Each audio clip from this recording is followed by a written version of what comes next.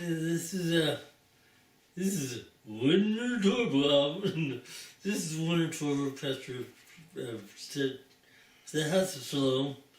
By the way, we meet at 7 o'clock at 308 North Logan Avenue, Lyons, every Thursday night at 7 o'clock. So, well, if you're not there, watch me on TV. Whatever. Anyway, we've got a New Year's message here. Just let on, hopefully it won't blind everyone. Oh, you're fine. Okay, anyway. Start off with John 12:4 from the Message Bible. Listen carefully. Unless a grain of wheat is buried in the ground, dead to the world, it is never any more than a grain of wheat. But if it's buried, it sprouts and reproduces itself many times. Does that make sense? That's why when Matt screams grain of, I said wheat. Okay, yeah. So that's the first thing on my mind. Well, when a grain would... have you ever not planted to have something and had it grow? Never. No, you never planted, you never had something in your hand and watched it grow. No. Normally when I put it in the ground, it don't grow either. So well, anyway. He doesn't have a green thumb. Yeah. Neither do I. My thumbs are brown. And they're tan. Well, flesh color. Well, one time I planted a bulb, got a sprout. Yeah. Just shoot, that's all. Just shoot. No flower, just shoot. Whatever. Oh well.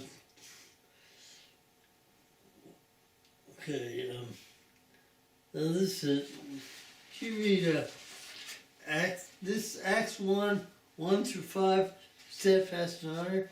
Read it slowly and with passion? With emotion, yeah. Okay, there we go. Let me take my glasses off so I can see it. Okay, but upon his resurrection, he appeared to his disciples. No, before that. Oh, before then. You want me to do the first part of it? Yeah. Okay. You want me to read the whole thing? Yeah. Okay. Well, Big J was on this earth in one physical body. That's Jesus. Yeah. The one. The real Jesus. He had begun to teach and do certain things. Then he was brutally tortured and hanged out to dry on a rough cross. Right. But upon his resurrection, he appeared to his disciples and was seen by them for 40 days, in which he gave these instructions to those who accepted him and the Lord by confession.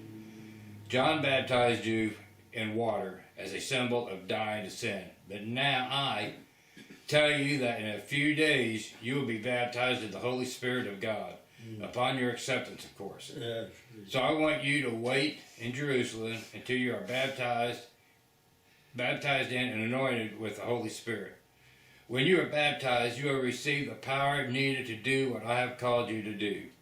Then you will be conveyors of the good news, the news of my resurrection in Jerusalem. And from there, you will create the ripple effect. Yeah. When you throw a rock in the water, yeah, spreads out. It grows. But now, the other day I said to Jerry, there were many Jesuses in the time, and he told me something funny. What was it? I don't remember. Red Dwarf? Oh, Red Dwarf? Oh, about, Red Dwarf's a British sci-fi show. And they went back, he got stranded in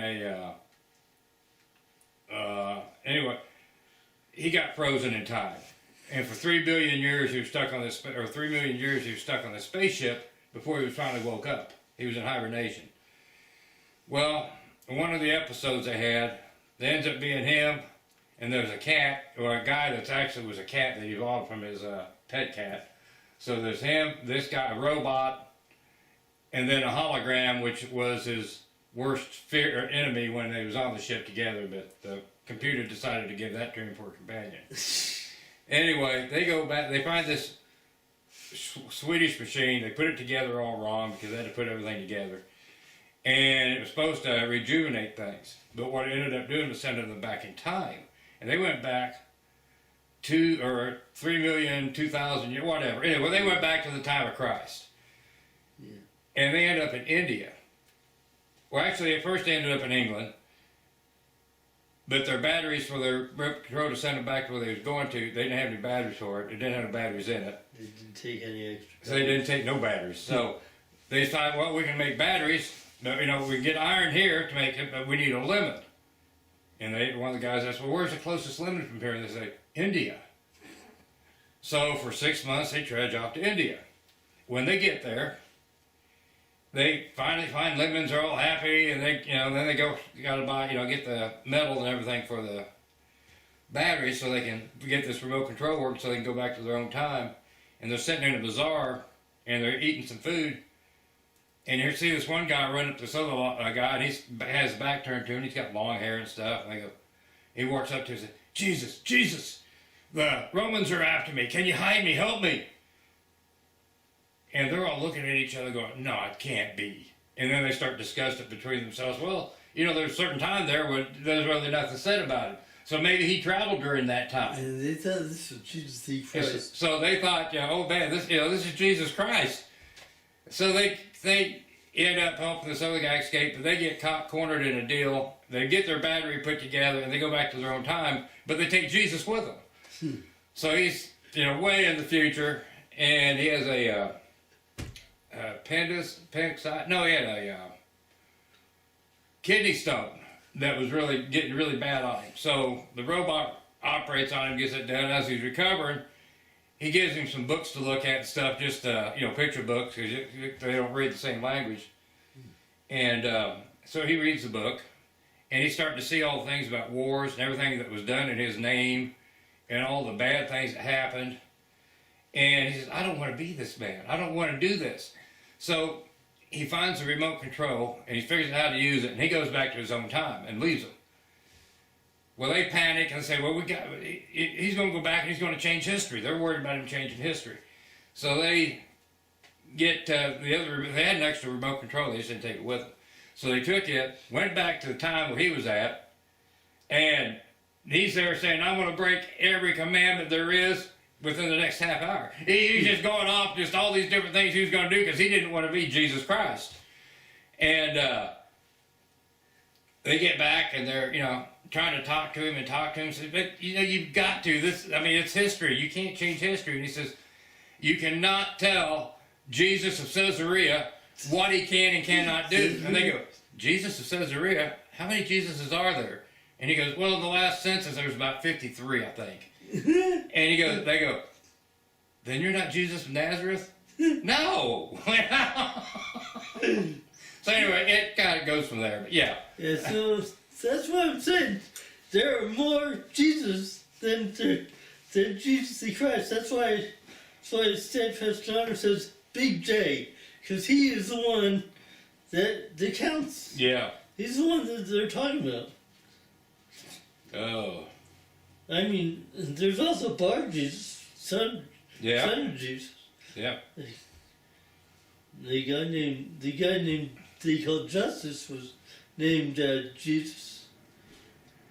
And anyway, so there are more than one Jesus, but anyway, what this is talking about is then what was it? Oh, it was after you are baptized in the Holy Spirit. In other words, said then you'll be conveyors of the good news. The news of my resurrection in Jerusalem, and from there you will create the ripple effect. Now, How many of you have ever thrown a rock into the water and had no reaction? Well, if you throw it in its ice. Anyway, yeah. not in flowing water. Well, it's cold out right now, so I'm thinking of ice, you know, it's just. Yeah. But even if you put a big rock in it and break the ice, then you still get ripple effects. Yeah. Yeah. But anyway, you're gonna have ripple effect. That's why when God spoke to me about a school, He said start in America and centralize. Mm-hmm. Because if I'm centralized, and by the way, Lions is the center of America, if I centralize and start out, it will ripple out. Right. It will have a ripple effect. North, south, east, west, all the areas. Because He's the best. Well, I've got a story on that. My best friend, when I came back from the Army, I did not want to testify to him. I was scared to death. He's going to think I'm nuts. But he searched me out a couple of weeks after I'd gotten back, wanted to know why I hadn't, hadn't come called him or seen him or anything like that. I mean, we was closer than brothers. And so I told him and everything about what was going on, and he accepted the Lord. And he was not a nice person at the time. Anyway, so by doing that, we both ended up going to college for a while. He ended up becoming a minister. Then he went to Nepal and was a missionary in Nepal for like 4 years. Then he came back here for a little while. Then he went back on another mission journey to South Africa, to Johannesburg. He was a missionary there for 6 years. And now he's got a little church down here in Oklahoma. But that was ripple effect. One little thing. I mean, it wasn't anything I wanted to do. Yeah, well, yeah. But, the Lord put it in front of me, and I didn't have no choice. I was kind of blocked. Well, the Lord has you. Yeah. Witness to one person. And one person just right. splash. Yeah. Who'd have thought? Really. And also, so anyway, the torturing and hanging out to dry on the cross was a brief interruption. That's all it was, a brief interruption. He started this, he was interrupted by the cross, but when the seed falls into the ground and dies and buried, it becomes many. So, I mean, high Jesus were many. Yeah. Anyway, Acts 1:8, steadfast in honor, says, just know this, you shall be enveloped in power once you are baptized in the Holy Spirit. This must be by your acceptance, because the Father will never force anything upon anyone. But when you have this power, you will witness, represent, and spread the good news of me, starting at home and spreading out, ripple effect again. So, when you have this power, you're gonna, He's looking for representatives who will witness, but the witness is not just speaking this time. Right. It's doing it. So you're representing him. You're doing what he did. And starts at home and spreads out. Starts at home, the ripple effect. It spreads out. So I also remember something. Let's see. Somewhere in the Bible, I think it's John or something, he says, you're gonna radiate the good news. I said, God, what does that mean, radiate the good news? He said, grow till you glow. Grow until you glow. That's radiate. Simple. So anyway, let's start this year the right way, as representatives of Jesus, as the wheat. Remember, the one kernel died and was buried. If you Except that you are the wheat. You are the rest of the kernels. Yep. So let's just go out and everywhere you go, be calm, take your time, and look to Jesus. And remember, God bless, no worries. Hey, just pray in tongues. That's amen.